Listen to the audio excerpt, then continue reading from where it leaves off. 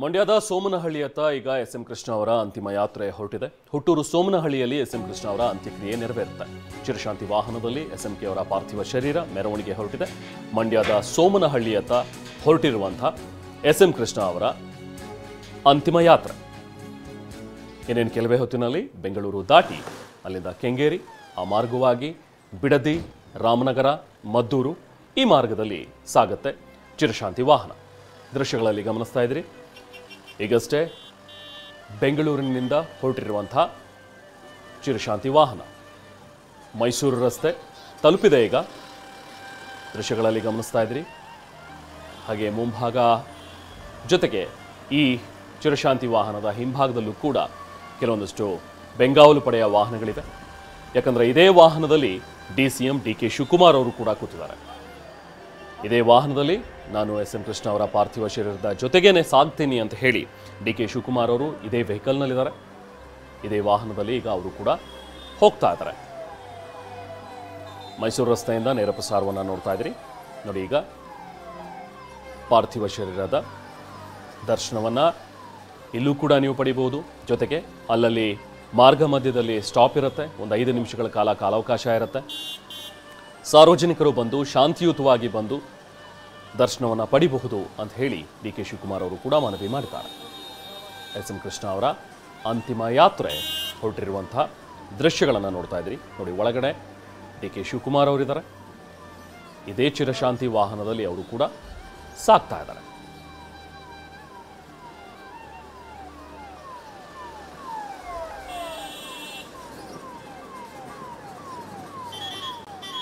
S M Krishna ಅವರ ಪಾರ್ಥಿವ ಶರೀರವನ್ನು ಹೊತ್ತು ಸಾಗ್ತಾ ಇರುವಂತಹ ಈ ಪಾರದರ್ಶಕ ಚಿರಸ್ಥಾಯಿ ವಾಹನ ಹೀಗೆ VIPಗಳಿಗೆ VVIPಗಳಿಗೆ ಅಂತಿಮ ಯಾತ್ರೆಗೆ ಅಂತಾನೆ ಸಿದ್ಧಪಡಿಸಿರುವಂತಹ ವಾಹನ ಇದು. ಅದನ್ನು ಹೂಗಳಿಂದ ಅಲಂಕೃತಗೊಳಿಸಲಾಗಿದೆ.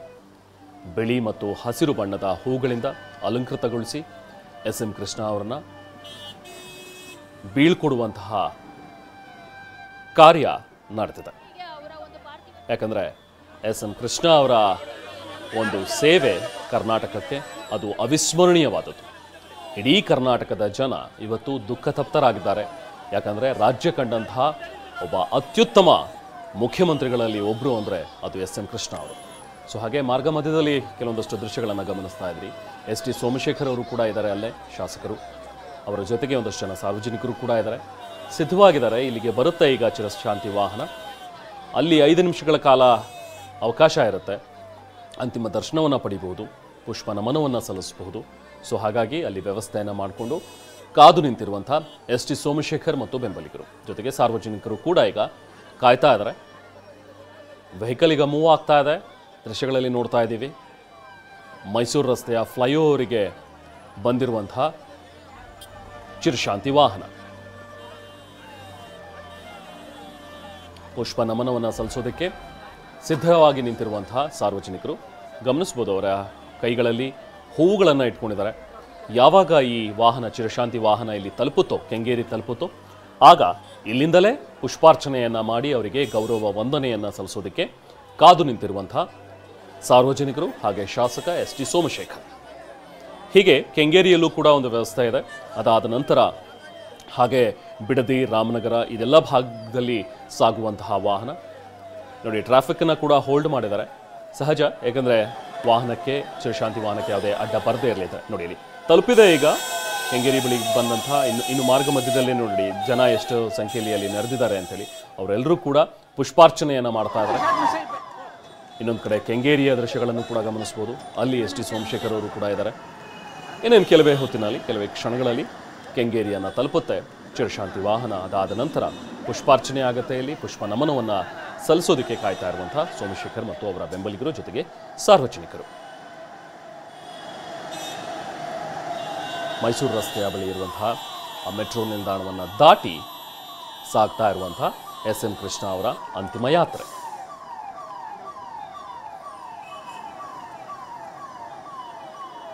ನಾಯಂಡಹಳ್ಳಿ ಜಂಕ್ಷನ್ ಬಿಟ್ಟು ಅಲ್ಲಿಂದ ಮುಂದಕ್ಕೆ ಸಾಗ್ತಾ ಇರುವಂತಹ ಚಿರಶಾಂತಿ ವಾಹನವನ್ನು ನಾವು ಗಮನಿಸ್ತಾ ಇದ್ದೀವಿ. ಹೀಗೆ ಮೈಸೂರು ರಸ್ತೆಯ ಮಾರ್ಗವಾಗಿ ಸಾಗ್ತಾ ಇರುವಂತಹ ಚಿರಶಾಂತಿ ವಾಹನ. ಇದೇ ವಾಹನದಲ್ಲಿ ಡಿ ಕೆ ಶಿವಕುಮಾರ್ ಅವರು ಕೂಡ ಕುಳಿತಿದ್ದಾರೆ.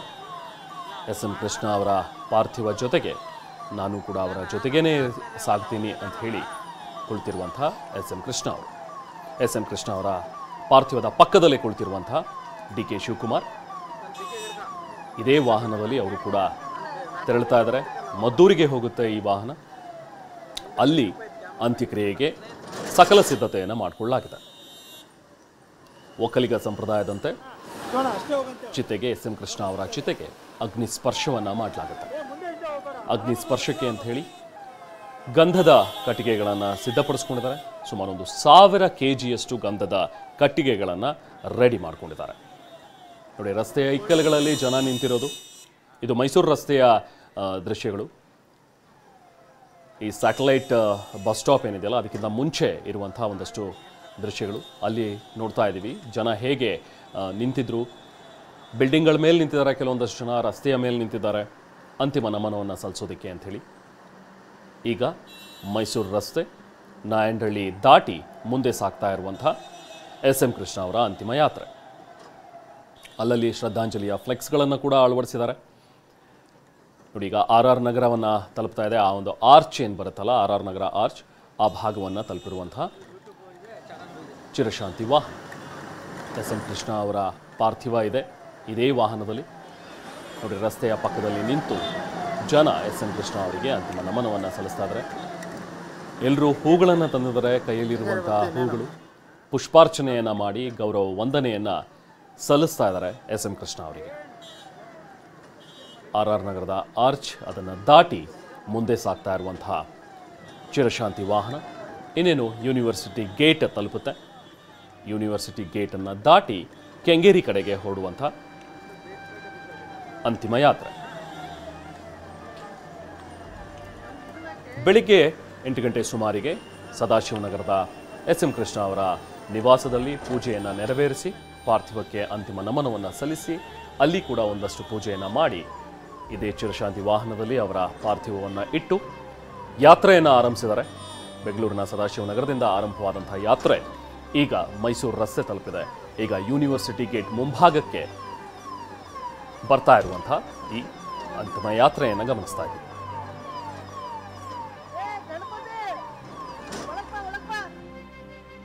ಟ್ರಾಫಿಕ್ ಅನ್ನು ಹೋಲ್ಡ್ ಮಾಡಿದ್ದಾರೆ. ದೃಶ್ಯಗಳಲ್ಲಿ ನಾವು ನೋಡ್ತಾ ಇದ್ವಿ. ಪೊಲೀಸರು ಕೂಡ ಹೆಚ್ಚಿನ ಸಂಖ್ಯೆಯಲ್ಲಿ ಅಲ್ಲಲ್ಲಿ ಜಮಾವಣೆಗೊಂಡಿದ್ದಾರೆ. ಯಾಕಂದರೆ ಹೆಚ್ಚಿನ ಸಂಖ್ಯೆಯಲ್ಲಿ ಜನ ಏನಾದರೂ ಬಂದು ಮತ್ತೆ ಅಲ್ಲಿ ಯಾವುದೇ ರೀತಿ ಘಟನೆಗಳು ಆಗದೇ ಇರಲಿ ಅನ್ನೋ ಒಂದು ನಿಟ್ಟಿನಲ್ಲಿ ಮುತುವರ್ಜಿಯನ್ನು ವಹಿಸಿ ಹೆಚ್ಚಿನ ಬಂದೋಬಸ್ತನ್ನು ಕೂಡ ಅಲ್ಲಿ ಕಲ್ಪಿಸಲಾಗಿದೆ. ರಸ್ತೆಯುದ್ದಕ್ಕೂ ಕೂಡ ಇದೇ ಥರದ ಒಂದು ದೃಶ್ಯಗಳು ನಮಗೆ ಕಾಣಸಿಗುತ್ತೆ. ಅಲ್ಲಲ್ಲಿ ಜನ ನಿಂತಿದ್ದಾರೆ, ಅಂತಿಮ ನಮನವನ್ನು ಸಲ್ಲಿಸೋದಕ್ಕೆ ಕಾಯ್ತಾ ಇದ್ದಾರೆ. ಈಗ ಯೂನಿವರ್ಸಿಟಿ ಗೇಟ್ ದಾಟಿ ಮುಂದೆ ಸಾಗಿರುವಂಥ ಚಿರಶಾಂತಿ ವಾಹನ ಎಸ್ ಎಂ ಕೃಷ್ಣ ಅವರ ಅಂತಿಮ ಯಾತ್ರೆ ಈಗ ಮೈಸೂರು ರಸ್ತೆಯಲ್ಲಿದೆ. ಇನ್ನೇನು ಕೆಲವೇ ಹೊತ್ತಿನಲ್ಲಿ ಕೆಂಗೇರಿ ತಲುಪುತ್ತೆ. ಎಕ್ಸ್ಪ್ರೆಸ್ ವೇಯಲ್ಲಿ ಹೋಗೋದಿಲ್ಲ, ಸಹಜ. ಯಾಕಂದರೆ ಎಕ್ಸ್ಪ್ರೆಸ್ ವೇಯಲ್ಲಿ ಹೋಗೋಕ್ಕೆ ಸಾಧ್ಯವಾಗೋದಿಲ್ಲ ಈಗ. ಯಾಕಂದರೆ ಜನ ಅಂತಿಮ ನಮನವನ್ನು ಸಲ್ಲಿಸಬೇಕು ಅಂಥೇಳಿ ಕಾಯ್ದಿದ್ದಾರೆ. ಸೊ ಹಾಗಾಗಿ ಹಳೆ ಮೈಸೂರು ರಸ್ತೆ ಏನಿದೆಯಲ್ಲ, ಸೊ ಅದೇ ರಸ್ತೆಯ ಮಾರ್ಗವಾಗಿ ಈ ಎಕ್ಸ್ಪ್ರೆಸ್ ವೇ ಕೆಳಗೆ ಈ ವಾಹನ ಸಾಗುತ್ತೆ. ಅಲ್ಲಿ ರಸ್ತೆಯ ಪಕ್ಕದಲ್ಲಿ ನಿಂತಿರುವಂತಹ ಜನ ಪುಷ್ಪಾರ್ಚನೆಯನ್ನು ಮಾಡೋದಕ್ಕೆ ಕಾದು ನಿಂತಿರುವಂತಹ ಸಾರ್ವಜನಿಕರು.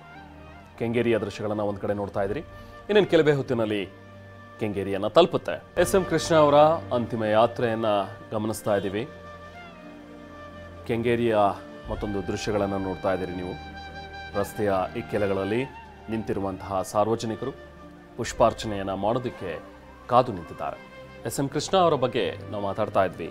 ಎಷ್ಟು ದೈವ ಭಕ್ತರಾಗಿದ್ದರು, ಹಾಗೆ ಇತ್ತೀಚಿನ ದಿನಗಳಲ್ಲಿ ತುಂಬಾ ಆಧ್ಯಾತ್ಮಿಕ ಚಿಂತನೆಯಲ್ಲಿ ಅವರು ತೊಡ್ಕೊಂಡಿದ್ರು, ದೈವ ಭಕ್ತರಾಗಿದ್ದರು ಅನ್ನುವಂಥದ್ದಕ್ಕೆ ಸಾಕಷ್ಟು ಜನ ಇದ್ರ ಬಗ್ಗೆ ನಿನ್ನೆಯಿಂದಲೂ ಕೂಡ ಮಾತಾಡ್ತಾ ಇದ್ದಾರೆ.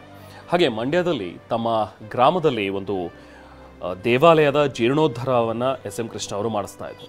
ಸುಮಾರು 45 ಲಕ್ಷ ರೂಪಾಯಿ ವೆಚ್ಚದಲ್ಲಿ ನಡೀತಾ ಇದ್ದಂತಹ ಜೀರ್ಣೋದ್ಧಾರ ಕಾರ್ಯ ಅದು. ಅಭಯ ಆಂಜನೇಯ ಸ್ವಾಮಿ, ಮಾರಮ್ಮ ಜೊತೆಗೆ ಬೋರೆ ದೇವರ ದೇವಸ್ಥಾನದ ಜೀರ್ಣೋದ್ಧಾರ ಕಾರ್ಯ. ಸೊ ಈ ದೇವಸ್ಥಾನಗಳ ಜೀರ್ಣೋದ್ಧಾರವನ್ನು ತಮ್ಮದೇ ಖರ್ಚಿನಲ್ಲಿ ಎಸ್ ಎಂ ಕೃಷ್ಣ ಅವರು ಮಾಡಿಸ್ತಾ ಇದ್ರು. 45 ಲಕ್ಷ ಖರ್ಚಾಗ್ತಾ ಇತ್ತಂತ ಇದಕ್ಕೆ. ಕಳೆದ ಸುಮಾರು ಒಂದು 50 ದಿನಗಳಿಂದಲೂ ನಡೀತಾ ಇರುವಂತಹ ಪೂಜೆ ಪುನಸ್ಕಾರಗಳು. ನೋಡಿ ಯಾವ ರೀತಿ ಕಾಕತಾಳೀಯ ಅನ್ನುವಂಥದ್ದನ್ನು ನಾವು ಹೇಳ್ಬೋದು ಅಂದರೆ 48 ದಿನಗಳ ಈ ಮಂಡಲ ಪೂಜೆ, ಆ ಮಂಡಲ ಪೂಜೆ ಮುಗಿದ ನಂತರವೇ SM ಕೃಷ್ಣ ಅವರು ನಿಧನರಾಗಿದ್ದಾರೆ.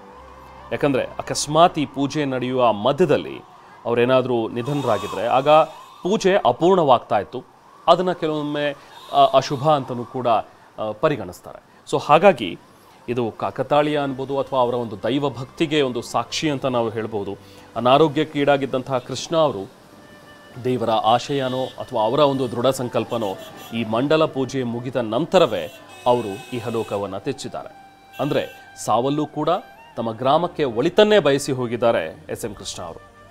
ಹುಟ್ಟೂರಿಗೆ SMK ಸಲ್ಲಿಸಿದಂತಹ ಸೇವೆ ಅಪಾರವಾದದ್ದು. ಅದನ್ನು ನೆನೆದು ಅಲ್ಲಿನ ಗ್ರಾಮಸ್ಥರು ಕೂಡ ಕಣ್ಣೀರು ಹಾಕಿದ್ದಾರೆ.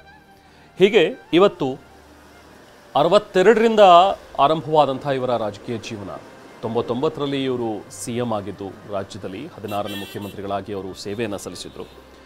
ಆಗಿನ ಜನರೇಷನ್ ಮತ್ತು ಈಗಿನ ಜನರೇಷನ್ ಎರಡಕ್ಕೂ ಕೂಡ ಬಹುಶಃ ತುಂಬ ಚಿರಪರಿಚಿತರು ಅಂತ ಹೇಳಿದ್ರೆ ಅದು SM ಕೃಷ್ಣ ಅವರು. ಹಾಗಾಗಿನೇ ಇವತ್ತು ನಾವು ಗಮನಿಸಿದ್ರೆ ನೋಡಿ, ಅಲ್ಲಿ ವಯಸ್ಸಾಗಿರುವಂತಹ ವೃದ್ಧರೂ ಇದ್ದಾರೆ, ಯುವಕರು ಕೂಡ ಇದ್ದಾರೆ. ಎಲ್ಲರೂ SM ಕೃಷ್ಣ ಅವರನ್ನು ನೆನಪು ಮಾಡ್ಕೋತಾ ಇದ್ದಾರೆ. ಅಂದರೆ ಈ ಹಿಂದಿನ ಜನರೇಷನ್ ಈಗ 50 ವರ್ಷ 60 ವರ್ಷ ಆಗಿರುವಂಥವರು ಕೂಡ ಅಥವಾ 70 ವರ್ಷದವರು ಕೂಡ ನೆನಪು ಮಾಡ್ಕೊಳ್ತಾರೆ SM ಕೃಷ್ಣ ಅವರ ಸೇವೆಯನ್ನು. 1999ನಲ್ಲಿ ಅವರು CM ಆಗಿದ್ದಾಗ ಅವರು ಮಾಡಿದಂಥ ಕೆಲವೊಂದಷ್ಟು ಜನಪರ ಕೆಲಸಗಳು, ಅವರು ತಂದಂಥ ಯೋಜನೆಗಳು ನಿಮ್ಗೆಲ್ರಿಗೂ ನೆನಪಿರ್ಬೋದು. ಈ ಮಿಡ್ ಡೇ ಮೀಲ್ಸ್ ಅನ್ನುವಂಥದ್ದು, ಮಧ್ಯಾಹ್ನದ ಬಿಸಿಯೂಟ ಅನ್ನುವಂಥ ಒಂದು ಕಾರ್ಯಕ್ರಮವನ್ನು ಅವರು ಏನು ಆರಂಭಿಸಿದ್ರು, ಅದರಿಂದಾಗಿ ಅಸಂಖ್ಯಾತ ಮಕ್ಕಳು ವಾಪಸ್ ಶಾಲೆಗೆ ಬರುವಂಥದ್ದಾಯಿತು. ಯಾಕೆಂದರೆ ಅವರು ಮೂಲದಲ್ಲಿ ಸಮಸ್ಯೆ ಏನಿದೆ ಅನ್ನುವಂಥದ್ದನ್ನು ಗುರುತಿಸಿದವರು. ಏನಕ್ಕೆ ಶಾಲೆಗಳನ್ನು ಬಿಡ್ತಾ ಇದ್ದಾರೆ ಮಕ್ಕಳು ಅಂತ ಹೇಳಿದ್ರೆ, ನಾವು ಬರೀ ಶಾಲೆಗೆ ಬನ್ನಿ ಮಕ್ಕಳು ಬರಬೇಕು ಶಾಲೆಗೆ ಅನ್ನುವಂಥದ್ದು ಕರೆ ಕೊಟ್ಟರೆ ಆಗೋದಿಲ್ಲ. ಯಾಕೆ ಶಾಲೆಗೆ ಬರ್ತಾ ಇಲ್ಲ ಅನ್ನುವಂಥದ್ದನ್ನು ಸಮಸ್ಯೆಯನ್ನು ಅರಿತರು SM ಕೃಷ್ಣ ಅವರು. ಅದರಲ್ಲಿ ಅವರಿಗೆ ಕಾಣಿಸಿದಂಥದ್ದು ಎಷ್ಟೋ ಮಕ್ಕಳು, ಅಸಂಖ್ಯಾತ ಮಕ್ಕಳು ಹಸಿವಿನ ಕಾರಣದಿಂದಾಗಿ ಬರೋದಕ್ಕೆ ಸಾಧ್ಯ ಆಗ್ತಿಲ್ಲ ಅಂತೇಳಿ. ಯಾಕಂದರೆ ಶಾಲೆಗೆ ಕಳಿಸೋದಕ್ಕೆ ಕೆಲವೊಂದಷ್ಟು ಜನ ಪೋಷಕರಿಗೆ ಸಾಧ್ಯ ಆಗ್ತಾ ಇಲ್ಲ. ಆ ಮಕ್ಕಳು ಶಾಲೆಗೆ ಹೋಗೋದನ್ನು ಬಿಟ್ಟು ಕೆಲಸಕ್ಕೆ ಹೋದರೆ ಒಂದಷ್ಟು ದುಡಿತವೆ, ನಮ್ಮ ಹೊಟ್ಟೆ ಹೊರಿಬೋದು, ಊಟ ಮಾಡಬಹುದು, ಆ ಮಕ್ಕಳಿಗೂ ಕೂಡ ಹೊಟ್ಟೆ ತುಂಬ ಊಟ ಕೊಡಬಹುದು ಅನ್ನುವಂಥದ್ದನ್ನು ಪೋಷಕರು ಆಗಿನ ಕಾಲದಲ್ಲಿ ಹೆಚ್ಚು ಯೋಚನೆ ಮಾಡ್ತಾ ಇದ್ರು. ಸೊ ಹಾಗಾಗಿ ಶಾಲೆಗೆ ಹೋಗೋದು ಬೇಡ, ಬಾ ಯಾವುದಾದ್ರೂ ಒಂದು ಕೆಲಸಕ್ಕೆ ಹೋಗೋಣ, ನನ್ನ ಜೊತೆಗೆ ನೀನು ಕೂಡ ಕೆಲಸ ಮಾಡ್ಕೊಂಡಿರು, ಅಟ್ಲೀಸ್ಟ್ 2 ಹೊತ್ತಿನ ಹೊಟ್ಟೆಗೆ ಊಟ ಆದರೂ ಸಿಗುತ್ತೆ ಅನ್ನುವಂಥದ್ದನ್ನು ನೋಡ್ತಾ ಇದ್ದಂಥವರೇ ಹೆಚ್ಚು ಜನ. ಸೊ ಆಗ ಈ ಸಮಸ್ಯೆಯನ್ನು ಮನಗಂಡಂಥ SM ಕೃಷ್ಣ ಅವರು, ನಾವು ಯಾಕೆ ಮಿಡ್ ಡೇ ಮೀಲ್ಸನ್ನು ಸ್ಟಾರ್ಟ್ ಮಾಡಬಾರ್ದು, ಅಂದರೆ ನಾವು ಶಾಲೆಯಲ್ಲೇ ಊಟದ ವ್ಯವಸ್ಥೆಯನ್ನು ಮಾಡ್ತೀವಿ ಮಕ್ಕಳಿಗೆ ಅಂತ ಹೇಳಿದ್ರೆ ಬಹುಶಃ ಆಗ ಮಕ್ಕಳು ಬರಬಹುದಲ್ವಾ. ಈಗ ನಾವು ದುಡಿಯುವಂಥದ್ದೇ ಹೊಟ್ಟೆಗಾಗಿ, ಗೇಣು ಬಟ್ಟೆಗಾಗಿ. ಸೊ ಹಾಗಾಗಿ ಈ ಒಂದು ಸಮಸ್ಯೆಯನ್ನು ನಾವು ನೀಗಿಸಿದ್ರೆ ಸರ್ಕಾರದಿಂದ ಬಹುಶಃ ನಾವು ಕಾರ್ಯಸಾಧನೆ ಮಾಡಬಹುದು ಅಂತ ಹೇಳಿ ಮನಗಂಡಂಥ SM ಕೃಷ್ಣ ಅವರು ಈ ಮಧ್ಯಾಹ್ನದ ಬಿಸಿಯೂಟದ ಯೋಜನೆಯನ್ನು ಏನು ಜಾರಿಗೊಳಿಸಿದ್ರು, ಅದು ತುಂಬಾ ಸಕ್ಸಸ್ ಆಯಿತು. ಅದಾದ ನಂತರ ಬಂದಂಥ ಸರ್ಕಾರಗಳು ಅದಕ್ಕೆ ಹೆಚ್ಚು ಅಪ್ಡೇಟ್ ಮಾಡ್ತಾ ಹೋದವು, ಅದೆಲ್ಲವೂ ಕೂಡ ಹೌದು. ಸೊ ಆದರೆ ಆರಂಭ ಮಾಡಿದಂತಹ ಇಂಥ ಹಲವಾರು ಮೊದಲುಗಳಿಗೆ ಕಾರಣರಾದಂಥವ್ರು SM ಕೃಷ್ಣ.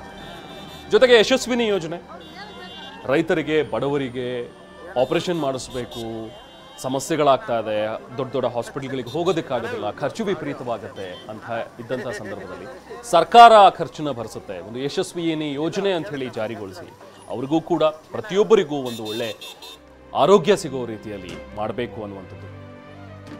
SM ಕೃಷ್ಣ ಅವರು ಮುಖ್ಯಮಂತ್ರಿಗಳಾಗಿ ಆದಾಗ 99ರಲ್ಲಿ ಬಜೆಟ್ ಮೊದಲು ಮಂಡಿಸಿದಾಗ 13,000 ಕೋಟಿ ಇದ್ದಂತಹ ಬಜೆಟ್ ಗಾತ್ರ. ಆದರೆ ಅವರ ದೂರದರ್ಶಿ ನಾಯಕತ್ವ, ಅವರ ಒಂದು ವಿಷನ್ ಕಾರಣದಿಂದಾಗಿ ಅವರು CM ಆಗಿ ಇಳಿದಾಗ ಆಗ ಬಜೆಟ್ನ ಗಾತ್ರ ಇದ್ದಿದ್ದು 34,000 ಕೋಟಿಯಷ್ಟು. ಅಂದರೆ ಅಲ್ಲಿವರೆಗೂ ಕೂಡ ತಮ್ಮ ಬಜೆಟನ್ನು ವಿಸ್ತರಿಸಿದಂಥವರು SM ಕೃಷ್ಣ. ಹಲವಾರು ಜನಪರ ಕಾರ್ಯಗಳು ಇದೆಲ್ಲವನ್ನೂ ಕೂಡ ಕೈಗೊಂಡಿದ್ದಂತಹ SM ಕೃಷ್ಣ ಅವರು ಈಗ ಅವರ ಅಂತಿಮ ಯಾತ್ರೆ ಸಾಗಿದೆ.